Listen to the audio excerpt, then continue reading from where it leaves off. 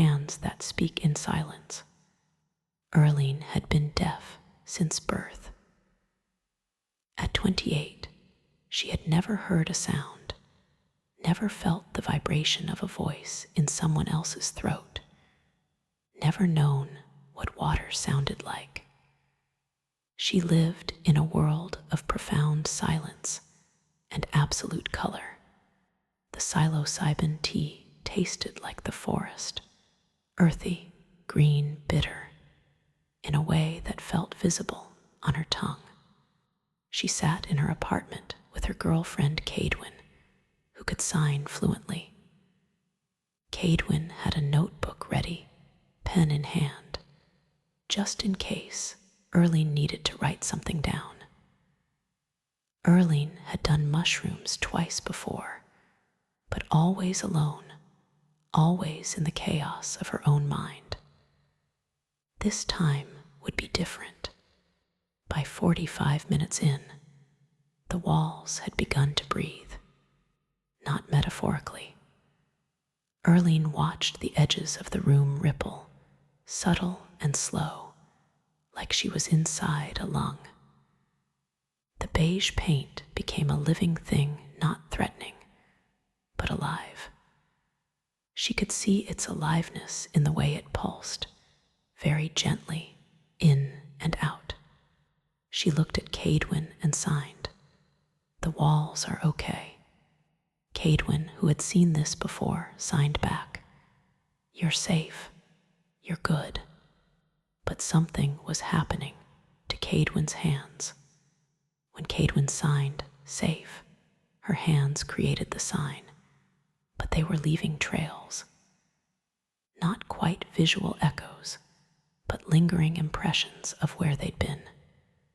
More than that, when her hands moved, they seemed to open into space and speak in multiple dimensions. The sign for safe exploded into a dozen iterations of itself, all slightly different, all occupying the same space, but different layers of space. By 90 minutes, Earlene realized she was hallucinating language itself. Her mind was generating signs that didn't exist.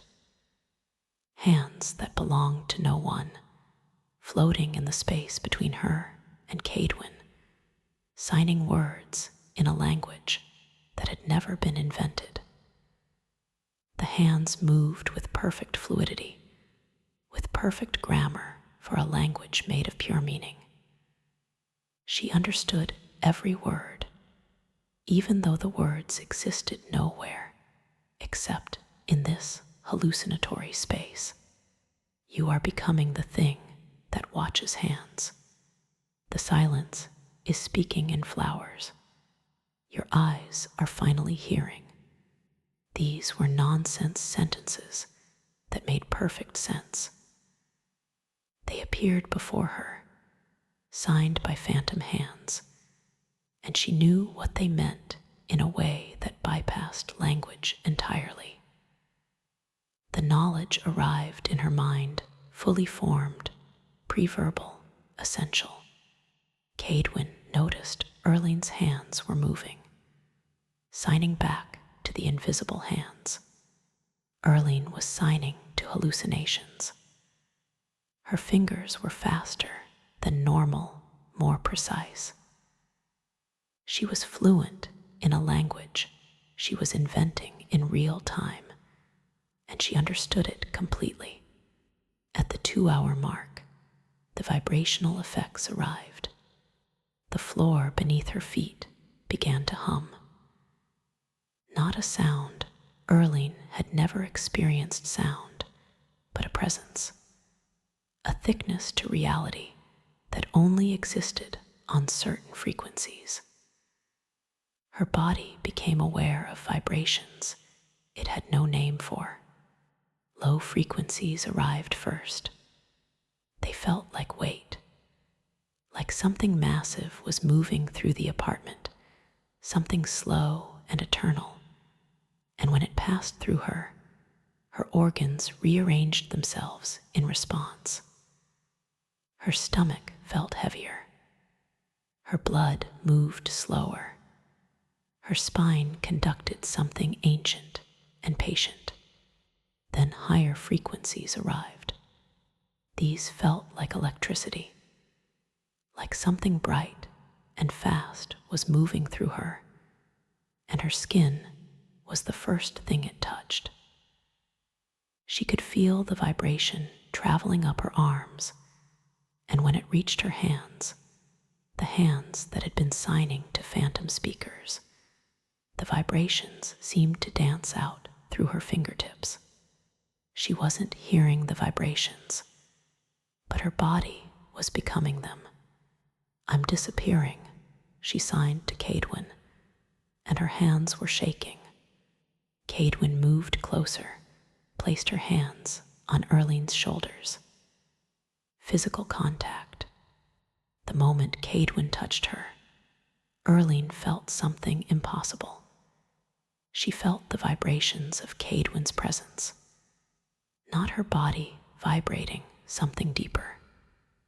The weight of another person, the frequency of their being. It was like Cadwin's entire existence had a resonance, and Earlene's body could feel it the way a piano's strings vibrate when you play a note in the room. "I can feel you," Earlene signed, but her hands were struggling, moving too fast, the signs incomplete. "I'm here," Cadwin signed back, slowly, carefully. But Earlene was having trouble with the signs now. Her hands felt like they belonged to someone else, or maybe to everyone. When she tried to sign "I," her hand moved across her chest, but the gesture felt old, like she was signing a word that thousands of deaf people had signed across centuries, and all of them were signing it at exactly the same moment. The first peak arrived at 3 hours. The apartment dissolved into something else. It was still a room, still her apartment, but the colors had become unbearably vivid and alive. The white walls were no longer white. They were every possible white, every shade of emptiness, every frequency of light that the absence of color could contain. The floor became a landscape. Earlene could see depth in it now, as if it extended downward for miles, and the texture of the carpet was a map of something vast. The fibers became trees. The dirt between them became valleys. She was looking at a world within the floor, a civilization of texture and line. And then the hands returned. But these weren't phantom hands. These were her hands, her own hands, and they were no longer hers. They had developed agency. They were signing on their own, and Earlene was watching them the way she might watch someone else sign. They were signing her, creating a description of Earlene through gesture, depicting her existence in space and time. The hands moved with terrible beauty, tracing the shape of her life, the form of her consciousness, the architecture of being a deaf person in a hearing world. She watched her own hands sign about watching her own hands, signs about signs about signs, infinite recursion of consciousness becoming aware of itself. "I'm breaking," she tried to sign, but her hands were too busy. Cadwin must have noticed the distress, because she began to sign very slowly, very clearly. "Breathe. Feel you are here." Each sign was enormous and slow, like signs made for a child or for someone learning a new language. But that's not what they felt like to Earlene. They felt like Cadwin was signing directly into her nervous system, grounding her in reality, in the present moment, with each gesture. By hour 4, Earlene was no longer hallucinating language. Instead, she was hallucinating meaning. Every object in the room had begun to emanate significance. The cup on the table didn't just exist, it radiated what it meant to be a cup. The window didn't just exist, it blazed with the concept of transparency, of the boundary between inside and outside, of the possibility of seeing beyond. And her body was the most significant thing of all. She could feel the weight of being alive in a way she'd never felt before. Each cell had weight. Each thought had weight. The silence that had always been her reality wasn't an absence anymore. It was a presence. A thing that existed. A thing that had texture and dimension and value. The silence was golden. The silence was complete. "Thank you," she signed to Cadwin, and her hands were slow and intentional. "For being here, in the silence with me." Cadwin's eyes filled with tears. She signed back, "Always." By the 6th hour, Earlene was descending gently. Her mind was still colored and open, but the hallucinations had softened, faded, become suggestions rather than certainties. She could feel her ordinary consciousness reassembling itself, rebuilding the walls between self and world. But something had changed. When she looked at her hands, they no longer felt like appendages that belonged to her. They felt like devices for broadcasting her existence into the world, for making the internal external, for turning thought into form. Every deaf person had been using these devices since birth, she realized. Every deaf person was a sculptor of meaning, a choreographer of communication, an architect of gesture.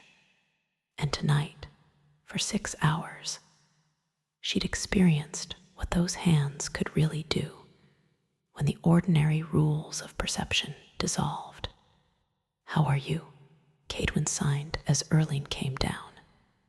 Earlene thought about this carefully. She signed slowly, like I finally understood what I was always speaking. Cadwin smiled and held out her hands. Earlene took them. In the silence between them, the same silence that had always existed, something felt different now. Less like absence, more like presence. Less like lack, more like fullness. The hands that connected them were speaking, as they always had. But for the first time, Earlene understood that they'd been speaking about something cosmic all along. They'd been speaking about what it meant to exist in a world of color and gesture, where words were made of movement, where meaning arrived through the eyes, where the deepest truths had always been silent, where the silence had always been speaking, if only someone was watching carefully enough to see.